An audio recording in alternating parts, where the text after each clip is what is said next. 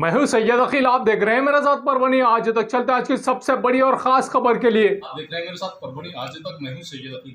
आज परभनी शहर महानगर पालिका में जिस तरह से पिछले 30 साल से लगातार यहाँ के लोग, यहाँ के पॉलिटिशियंस जिस तरह से यहाँ की जनता को दिशाभूल कर रहे हैं, उसी को लेकर आज हम परभनी शहर महानगर पालिका के अंतर्गत आने वाले प्रभाग नंबर 5 के नगर सेवक सचिन देशमुख इनके पास आए और इनसे मुखातिब होने वाले हैं। इन्होंने जिस तरह से अपने प्रभाग में, अपने वार्ड में जिस तरह से डेवलपमेंट किया है, यही नहीं, इनके साथ में जितने भी नगर सेवक हैं, इन्होंने सबने मिलकर जिस तरह से डेवलपमेंट किया है, इस तरह से ही हर नगर सेवक ने अपने वार्ड में विकास काम करना बहुत ज़रूरी है। लेकिन यहाँ के कुछ नगर सेवक ऐसे भी हैं कि जो विकास से कोसों दूर है और लोग ये कहते हैं कि यहाँ की आवाम से हमारे को कोई लेना देना नहीं। अगर आपके वार्ड में अगर आपका नाम नहीं है, इलेक्शन यादी में आपका नाम नहीं है, तो ऐसी सूरत में हमने आपके वार्ड में किस तरह से काम करना चाहिए, इसी ज़मन में आज हम प्रभाग नंबर 5 के नगर सेवक सचिन देशमुख साहब इनसे मुखातिब होने के लिए आए हैं और इनसे मुलाकात करने के लिए आए हैं। आइए जानते हैं, इनसे बात करते हैं कि किस तरह ये देखते हैं परभनी शहर महानगर पालिका में डेवलपमेंट किस तरह से होना चाहिए। ये कांग्रेस में रहकर इन्होंने डेवलपमेंट किया है और अब कांग्रेस का साथ छोड़कर रासपा में गए हैं और रासपा में जिस तरह से इन्हें गंगाखेड़ के आमदार रत्नाकर गुट्टे काका, इन्होंने इनका साथ देने का वादा किया है। परभनी शहर महानगर पालिका में किस तरह के विकास के काम ये लोग करने वाले हैं, जानते हैं खुद इन्हीं की ज़बानी। सचिन देशमुख साहब, परभनी आज तक में आपका स्वागत है। और किस तरह से आप परभनी शहर महानगर पालिका के अंतर्गत आने वाले प्रभाग नंबर 5 में किस तरह से आपने विकास काम किए हैं और शहर में किस तरह से आप विकास काम करने वाले हैं, ये ज़रा हमारे दर्शकों को बताइएगा। पहले तो मैं आपके चैनल का शुक्रिया अदा करता हूं कि आपने हमारे काम की नोंद ली है। मैं 10 साल से नगर सेवक हूँ। 2012 में महापालिका हुई, तभी से नगर सेवक हूँ। तो मेरे प्रभाग में एक्चुअली बेसिक काम पहले कुछ भी नहीं था, मगर गुड यूटिलाइजेशन ऑफ मनी का यूज़ करते हुए, वो थ्योरी को यूज़ करते हुए जो ज़रूरत है और जिससे प्रभाग का विकास जल्द से ज़्यादा हो, वो तरीके से हमने काम शुरू किया। पहली बात तो हमारे यहाँ खदान थी, वो खदान बुझाए, उसके ऊपर एक रोड बनाए जो कि आज वसमत रोड को पैरेलल रोड होता है और 40% पॉपुलेशन यहाँ से गुजर रही है, तो यहाँ का जीडीपी हमारा बड़ा है। फिर वार्ड में रास्तों के काम हो, नालियों के काम हो, वो तो अभी सब बेसिक स्ट्रक्चर्स हम कंप्लीट कर चुके हैं। 2017 में फिर से मुझे लोगों ने चुन के दिया है और इस बार भी हमने अच्छा काम किया है। वैसे तो मेरे साथ के चारों नगर सेवकों ने मिलके ये प्रभाग अच्छा कंपटीशन में हमने बनाया है। आज परभनी में सबसे ज़्यादा काम यही प्रभाग में हुए हैं। मगर दुख ये भी है कि शहर में एक प्रभाग में काम होना वो ज़रूरी नहीं है, पूरे शहर में काम होना ज़रूरी है और उसके लिए आपको हैरेसली काम करना पड़ेगा। विकास के लिए आपको काम करना पड़ेगा और जो ज़रूरत है वो काम पहले करने पड़ेगा। जिस तरह से देखा जा रहा है, परभनी शहर महानगर पालिका के 16 प्रभाग है और 16 प्रभाग में पूरी तरह से डेवलपमेंट के काम नहीं हुए हैं। आप अगर देखें तो कांग्रेस की सत्ता है परभनी शहर महानगर पालिका पर और कांग्रेस पार्टी आपने छोड़ दी है और कांग्रेस छोड़ने के बाद में आप रासप से ज्वाइन हुए हैं, रासप में आप गए हैं। रासप में जाने के बाद में यहाँ पर किस तरह से आप अपने कैंडिडेट्स को यहाँ पर लड़ाने वाले हैं, क्या विज़न आपका रहने वाला है, क्या मराठा समाज आपका साथ देगा? परभनी शहर महानगर पालिका रहे या परभनी शहर गया है, मराठा समाज का वर्चस्व रहा है और मराठा समाज ने बहुत अच्छी तरह से यहाँ पर प्रतिनिधित्व किया है। क्या जो लोग बड़े लोग हैं समाज में, मराठा समाज में, वो लोग जो बड़े माने जाते हैं, उनको छोड़कर क्या मराठा समाज आपको साथ देगा? सबसे पहली बात आपने बहुत अच्छा पूछा। पहली बात यह है कि मैंने कांग्रेस क्यों छोड़ा, तो उसकी मैंने प्रेस कॉन्फ्रेंस लेके बोला है कि जो तरीका है काम करने का शहर के लिए, वो तरीका यहाँ के लोगों का नहीं है जो कांग्रेस चला रहे हैं। और हम चाहते हैं कि शहर अच्छा बने, ना कि लूटे। तो वो सोच छोड़ के कुछ नया करना चाहिए और सभी पार्टियाँ एक दूसरे से मिली हुई है और महापालिका में वहाँ पे विरोधी पक्ष नहीं रहा, तो ये सब मिलके विकास का काम कम और खुद का काम ज़्यादा कर रहे हैं, ऐसा मेरा मानना है। तो ये सब रुकना चाहिए और नया शहर अच्छी तरह से बनना चाहिए। वो तय करके ही मैंने मेरा रेजिग्नेशन दे के आगे बढ़ा हूँ और मैं गंगाखेड़ के आमदार माननीय रत्नाकर काका गुट्टे साहब का बहुत बहुत शुक्रिया अदा करता हूँ कि उनने मेरे जैसे आम आदमी के पीछे वो खड़े रहे हैं और मुझे ताकत दे रहे हैं कि एक अच्छा शहर में एक ऑप्शन आप उन शहर के लिए दे और शहर में रासपा के माध्यम से एक अच्छा पैनल लोगों के लिए दे क्योंकि ये प्रस्तापितों के खिलाफ लड़ना ज़रूरी है और इसलिए काका ने मुझे सपोर्ट करे और उनके ही नेतृत्व में हम शहर में पूरा पैनल लड़ाने वाले हैं। दूसरी बात जो आपने पूछी है कि मराठा समाज किसके पीछे रहेगा, ये देखो, मराठा समाज किसी की जागीरी नहीं है, वो स्वाभिमानी समाज है। ना वो किसी से डरता है, ना वो किसी के सामने झुकता है। वो खुद की राय रखता है, वो खुद की सोच रखता है। और मैं जानता हूँ कि परभनी शहर का मराठा समाज ये विकास के साथ है और हम विकास का धोरण लेके आगे बढ़ने वाले हैं।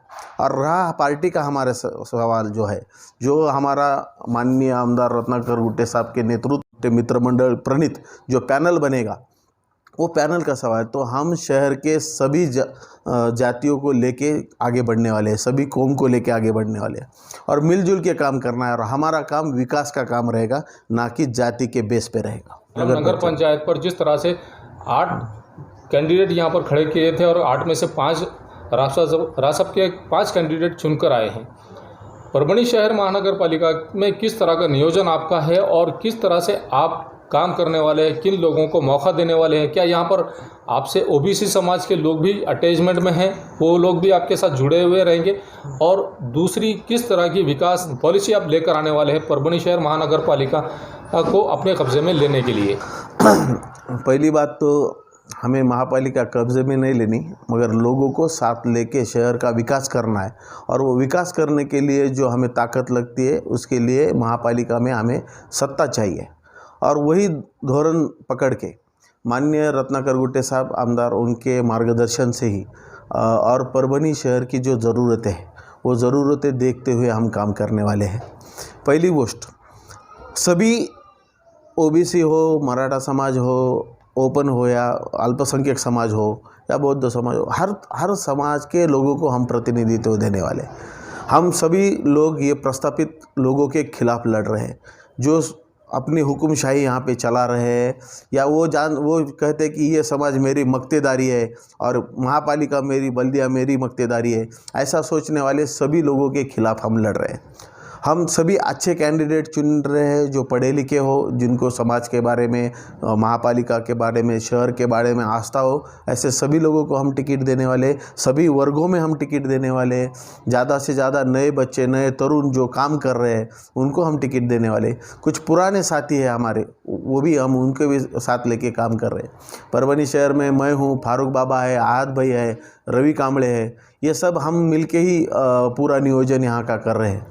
और रहा विकास का, जो धोरण है हमारा विकास का है। पहला तो बल्दिया गवर्नमेंट जो हमारी महापालिका है, वो करप्शन फ्री करना है, वहाँ का सिस्टम फास्ट बनाना है, लोगों को सुविधा देनी है, शहर धूल मुक्त करना है। ऐसे बहुत से विषय हम आगे चल के लोगों में लाने वाले हैं।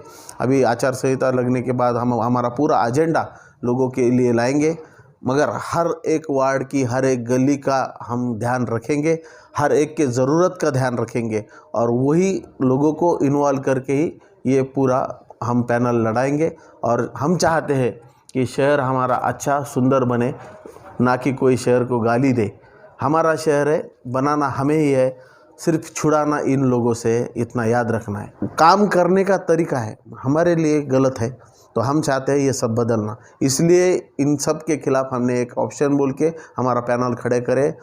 मैं चाहता हूँ सभी आवाम से कि एक चांस परभनी परिवर्तन पैनल जो गुट्टे साहब के नेतृत्व में बनेगा, रासपा और मित्र मंडल के, आप हमें देखिए, सोचिए, हमें तोलिए। हम लड़ रहे हैं आपके लिए और चाहते हैं कि बदलाव, अगर परिवर्तन, समाज सुधारना है तो राजकीय परिवर्तन लाना पड़ेगा।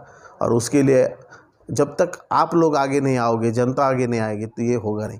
हम कोशिश कर रहे हैं, आपका साथ चाहते हैं। हम जो ये लड़ाई लड़ रहे हैं, ये परभनी शहर के लोगों के लिए लड़ रहे हैं और हम चाहते हैं कि परभनी शहर अच्छा बने, शहर का विकास हो, यहाँ पे रोज़गार उपलब्ध हो और हर कोई परभनी पे नाच करे।